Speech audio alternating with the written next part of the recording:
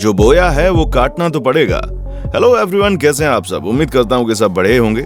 दोस्तों, जल्दी से चैनल को लाइक शेयर सब्सक्राइब कर लें, वीडियो को शेयर कर लें, क्योंकि अभी हम आपको अतीक अहमद एंड फैमिली के बारे में बहुत सारी जानकारी देने वाले हैं।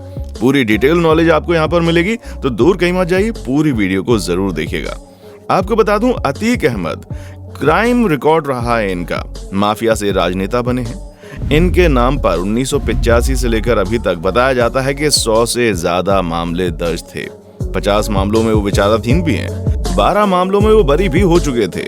मतलब बहुत बड़ा इनका रिकॉर्ड रहा है। और अंत क्या हुआ? अंत ये हुआ कि गोली मारकर इनकी हत्या कर दी गई। वैसे इनका भाई भी था अशरफ, उसके नाम पर भी करीब 52 मुकदमे दर्ज थे। इसमें हत्या, हत्या का प्रयास, उपद्रव और अन्य धाराओं के तहत मामले दर्ज हुए हैं। इनकी भी उसी दिन गोली मारकर हत्या कर दी गई। गौर करने वाली बात यह है कि अशरफ उमेश पाल के अपहरण वाले मामले में फैसले में निर्दोष पाया गया था और इसी मुकदमे में अतीक और 2 अन्य को दोषी पाया गया था और 6 अभियुक्त बरी हुए थे। अशरफ बसपा विधायक राजू पाल की 2005 में हुई हत्या के भी अभियुक्त थे और इनका मुकदमा लखनऊ की सीबीआई अदालत में चल रहा है। अशरफ को बरेली जेल में रखा गया है और उन्हें पेशी के लिए प्रयागराज लाया जाता रहा है। दोस्तों, आपको बताऊं अतीक अहमद की कहानी के बारे में, तो इसका आगाज होता है 1979 से। उस वक्त इलाहाबाद के चाकिया मोहल्ले में फिरोज अहमद का परिवार रहता था, जो कि तांगा वगैरह चलाकर अपने परिवार का गुजर बसर कर रहे थे। फिरोज का बेटा अतीक हाई स्कूल में फेल हो गया था और इसके बाद पढ़ाई लिखाई से उसका मन बिल्कुल हट गया।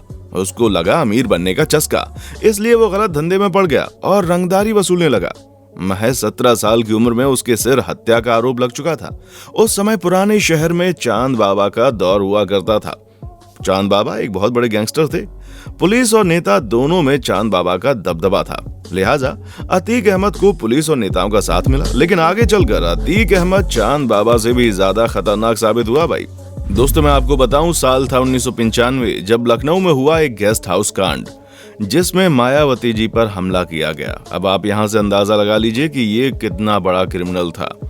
इसके बाद आते हैं सीधा साल 2004 पर, जब अतीक अहमद बना था सांसद।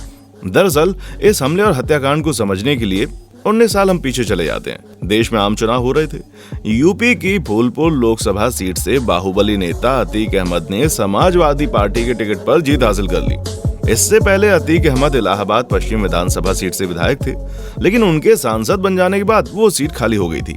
कुछ दिनों के बाद उपचुनाव का ऐलान हुआ। इस सीट पर सपा ने सांसद अतीक अहमद के छोटे भाई अशरफ को अपना उम्मीदवार बनाया, लेकिन बहुजन समाज पार्टी ने अशरफ के सामने राजू पाल को अपना प्रत्याशी बनाकर चुनाव मैदान में उतार दिया। और जब उपचुनाव हुआ तो चौंकाने वाले नतीजे सामने आए। बसपा प्रत्याशी राजू पाल ने अतीक अहमद के भाई अशरफ को हरा दिया था। अब आप समझ सकते हैं कि जब एक गैंगस्टर हार जाए तो क्या हो जाएगा। 25 जनवरी 2005 पर आते हैं। अब अतीक अहमद के खेमे में खलबली मची हुई थी, लेकिन धीरे धीरे मामला हो गया शांत। मगर राजू पाल की जीत की खुशी ज्यादा दिन तक कायम नहीं रह पाई। पहली बार विधायक बने राजू पाल कुछ महीने के बाद ही, मतलब 25 जनवरी 2005 को उनकी दिन दहाड़े गोली मारकर हत्या कर दी गई। इस हत्याकांड में देवी पाल और संदीप यादव नाम के 2 लोगों की मौत भी हुई, जबकि 2 अन्य लोग गंभीर रूप से घायल हुए। इस सनसनीखेज हत्याकांड ने यूपी की सियासत में भूचाल ला दिया था।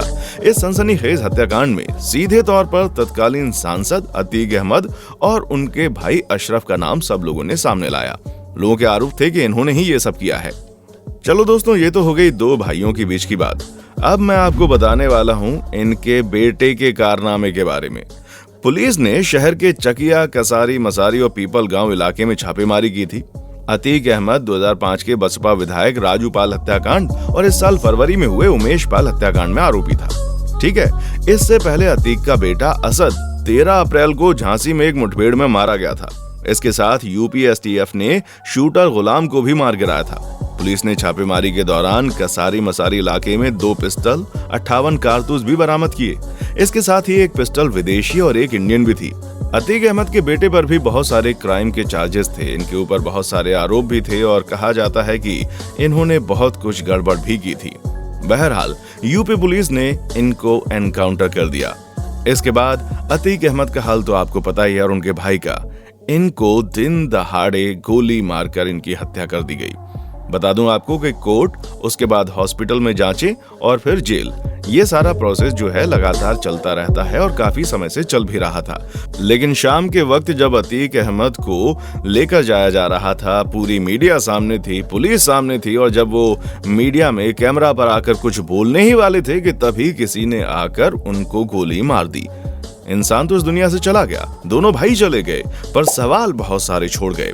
सवाल यह है कि पूरी कस्टडी में रहने के बावजूद भी इस तरीके से कोई और आकर हत्या कैसे कर सकता है। इस पूरे हत्या का वीडियो भी सामने आ चुका है। इसमें बहुत सारी चीजें हैं जो कि दिखाई गई हैं और आप आसानी से देख सकते हैं कि हो क्या रहा है। हालांकि ये जो हत्या हुई है काफी सारे सवाल खड़े करती है। वो जो लड़के थे वो जय श्री राम के नारे भी लगा रहे थे।